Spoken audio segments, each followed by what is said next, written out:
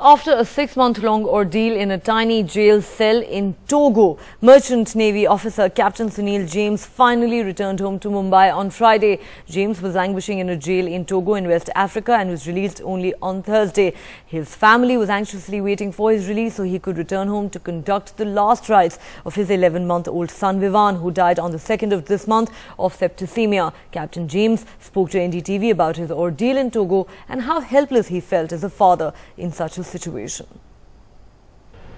A traumatic 5 months, but the troubles for the James family is not yet over. They have to deal with the loss of their infant child. But Sunil is back home, and that's a relief. Sunil, tell us what happened that day. That day our ship we had loaded off Lome and we were proceeding to Port Harcourt in Nigeria. We were attacked by pirates around 5 o'clock in the morning. Nobody knows how they came, where they boarded. They attacked me and my crew members. I was injured, my nose was broken, my hand was cut. The crew members were injured, they bonded us.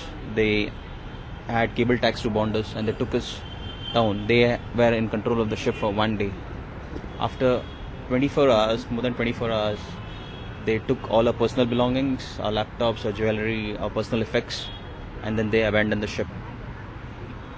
When they abandoned the ship, 2 of the crew members managed to release themselves. Then they released me and the other crew members. Right. And we saw that we were anchored 10.5 miles east of Lome anchorage. I called up the Togo Navy for assistance. I picked up anchor, proceeded to Lome. I dropped anchor at Lome. The Navy came on board. The Navy saw that my hand was bleeding. The crew member was injured. They took us to the hospital. We were given treatment. They put stitches on my hands. And we were told that they will investigate. On the 30th of July, we were called again for investigation.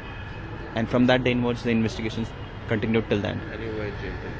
Yeah, they put us in a detention center and we were there till then.